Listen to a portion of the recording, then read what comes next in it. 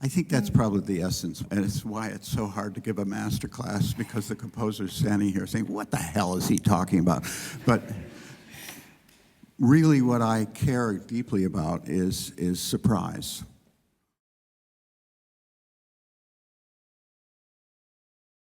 There were some really good moments where there was a big change, bang, bang, bang, something like that, and that really kind of was like cold water in my face, and I liked that.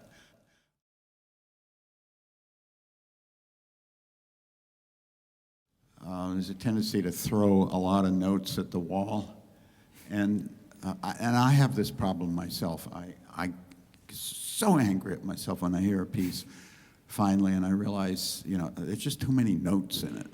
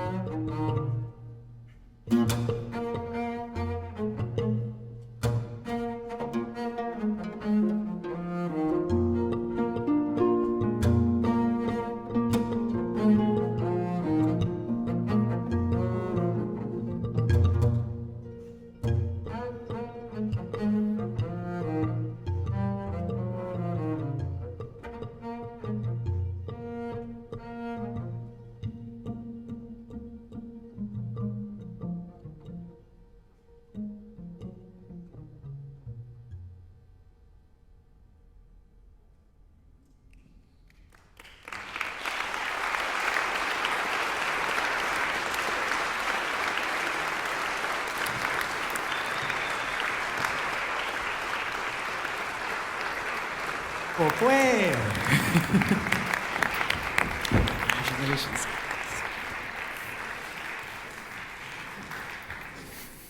Bravo. Fantastic. Really wonderful playing. Really terrific. Terrific. Bravo. Good, good, good. Yeah, I was totally taken in by this. Oh, you just have these two. That's what you did. Oh, okay. Why don't you just show them what you're playing on? Can you? Lollipop, yeah. And he just has the marimba. Can you pick it up and show it? So it's just the the wood with a little contact mic on it, and you can't see this, but it's mounted on styrofoam, which is one reason why it wasn't so overpoweringly resonant. I thought you were playing a MIDI sampled marimba. My apologies. That's great. That's really good. And it's in terms of an imagination of a sound for a piece, it's a winner. You know, the bass, the combination of the arco and then the pizzicato passages and the sort of grittiness of when you do solpandicello and slap pizzicato. And the harp writing is fabulous. I just love the funky harp, those chords. And it's a rondo. I guess it is. Yeah, it's a rondo. I think it overstays its welcome, to be honest. I mean, because you keep coming back to the same riff, and it's always the same B flat. And so, I mean, the way I experienced the piece was, and then there'd be a strange interlude with something kind of puzzling, not quite sure what it was, and then dwang, dwang, dwang, here we're back. And then it got, you know, it sort of, that was the form of the piece. And I thought, well, there's a certain obsessiveness, a sort of kind of a folk quality to him never playing that lick, you know, in a different key. So I can understand that. I mean, there's a lot of folk music that's locked in that way, maybe because the instrument itself is primitive and can only play, you know, like bagpipes or some simple instrument. And so I acknowledge that. And it could be that if you had him play it on the subdominant or the tonic or, you know, supertonic or something like that, it would suddenly sound kind of bad. I don't know. But I don't know. Did anybody else have that feeling, sort of, maybe? I'm not going to get my feelings hurt, guys. Come on, of the way tell through. Me what you think. Nobody did. I'm the only one that felt that it was too long. Oh, I thought it was boring. I kind of love it, though. You know, like, I love how it gets to this point where, like, good. It gets really static. And great. Yeah. Fine. That's all right. If I may, a little bit about the thought process behind, you know, this, because I understand it's a very unusual ensemble to stumble on. Michela and Louis and Antoine, they came to us last year, and they wanted to talk about, they wanted to put a group of composers together to build a sort of concert experience. And when we were talking in those rooms, we discussed the ritual element of it a lot. And I thought back to, you know, Venezuela, where I'm from, and if I know many of you guys already know that, but I thought you said you were from Florida. It's come on. They're laughing because this is one of those moments. Yeah.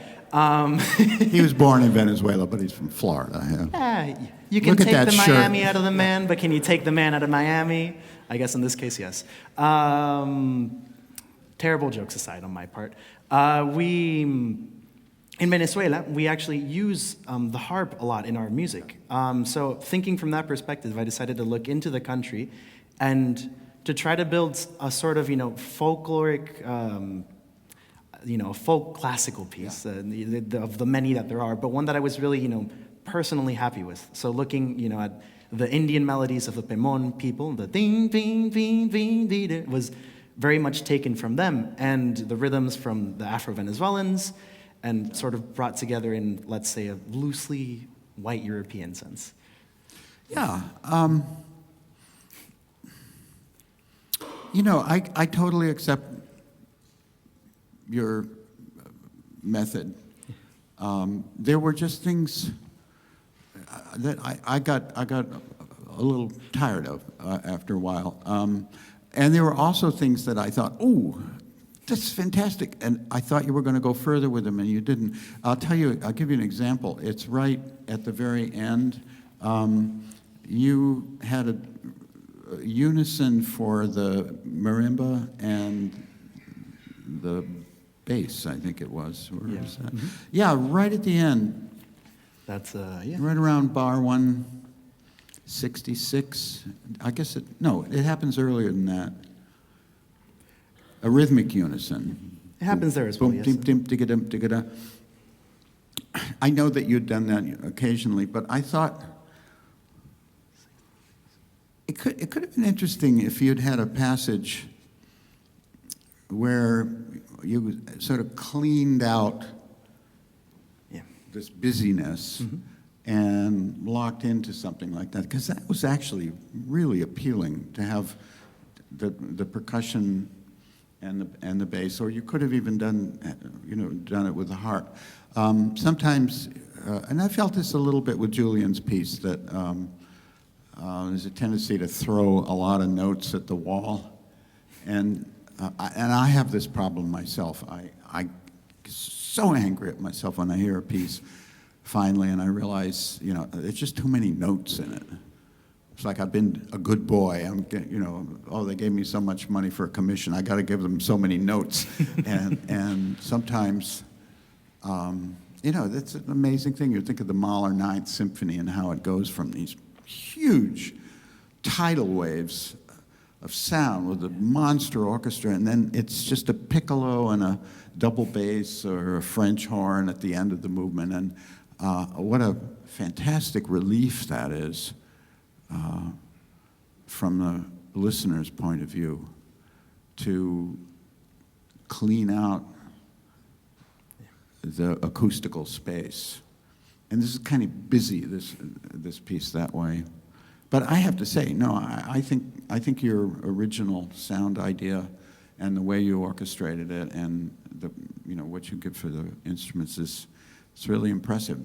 Thank you very much. Let's listen to it again. That's good.